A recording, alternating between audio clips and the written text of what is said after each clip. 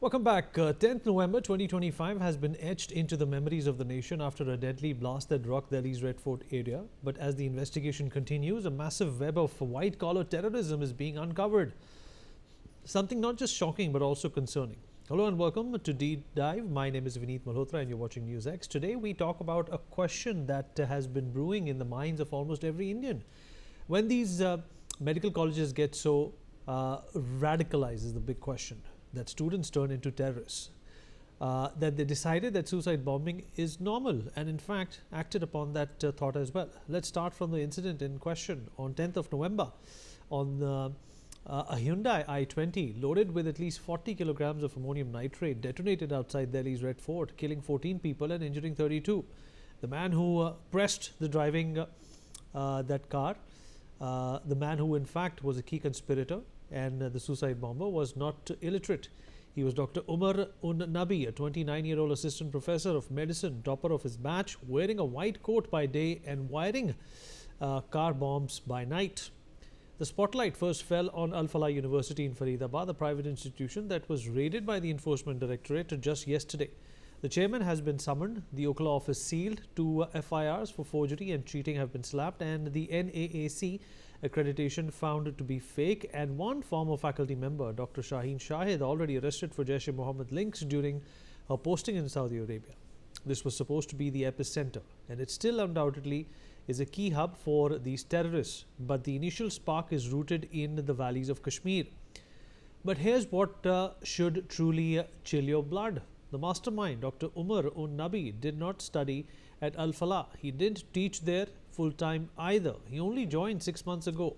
His real radicalization, investigators now say, happened much earlier, inside 2 of Jammu and Kashmir's most respected government medical colleges. Yes, government colleges, taxpayer funded, the ones we trust blindly.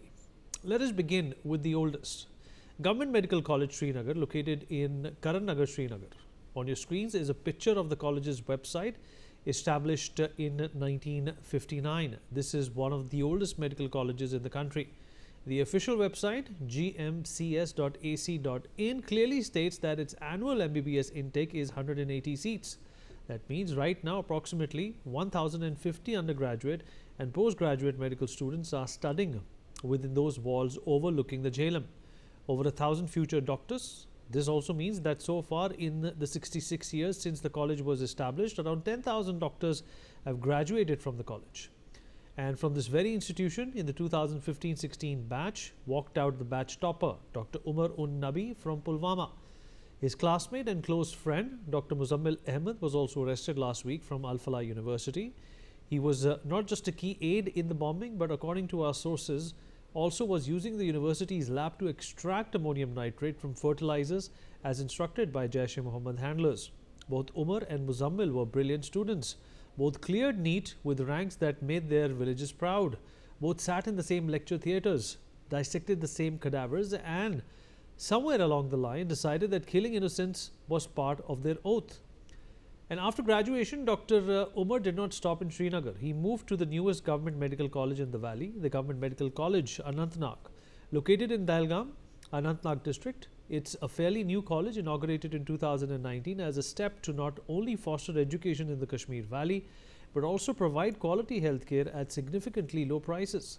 The college's first batch was admitted in 2019 and its annual intake is a total of 100 MBBS seats.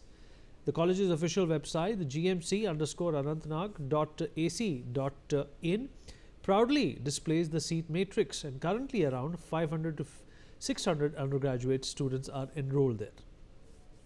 Dr. Umar joined GMC Anantnag as a junior resident in general medicine. Reports suggest that it was during the night duties in the wards here that he began recruiting. Late night WhatsApp groups, encrypted chats about real jihad, quiet conversations in the doctor's hostel about how suicide bombing is not an evil act. One of the men he recruited was Dr. Adil, another GMC Srinagar alumnus who was involved in a honey trap ring to recruit and brainwash other impressionable youth, and also was a key part of a Hawala network that funded their operations. But was it just restricted to the propagation of radical ideology? Well, Jammu and Kashmir police officials found an AK-47 rifle with 2 magazines and 60 rounds of 7.62 ammunition from Dr. Adil Radha's locker in GMC Anantnag Medical College, where terrorist Dr. Umar did his post-graduation from, where Dr. Adil used to be a senior resident months ago. An important question that needs to be asked is, why did Dr. Adil still have access to the locker in a government college he was no longer associated with? The recovery has sent shockwaves through the nation, because if a senior resident can hide an assault rifle right under the noses of armed CRPF guards, the depth of this white coat network is darker than anyone imagined.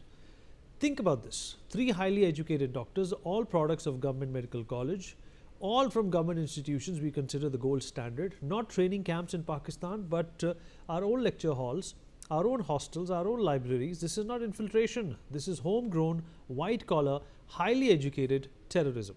These are not angry, unemployed youth. These are men who have everything: respect, salary, social status, and still chose terror. That is what makes them far more dangerous than the usual suspects.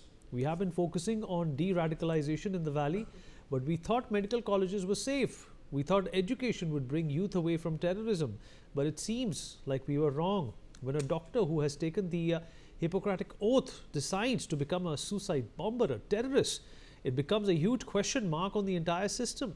Let's talk about this with somebody who's very well respected in this field of medicine, Dr. PSV Rao, consultant surgeon of the Manipal Hospital, with us on the program. Dr. Rao, it was for long slated and considered, sir, that education is the antidote to any kind of radicalization or superstitions that people breed in their minds and in their heart, and the superstitions that come along with religion and dogma. But in this case, apparently not. What do you think, sir, was the guiding factor that led these doctors to become radicalized and encourage others also to radicalize? And is this a problem that India needs to be extremely wary of now? Good evening, Vineet, and to all your viewers. See, education actually means giving not only knowledge, but also conveying some amount of wisdom to the students. Now, when you have only knowledge and no wisdom, and you don't have that psychological bent of mind towards service, then this is what is going to happen. One, I'm not sure if they were radicalized before they joined the medical college itself.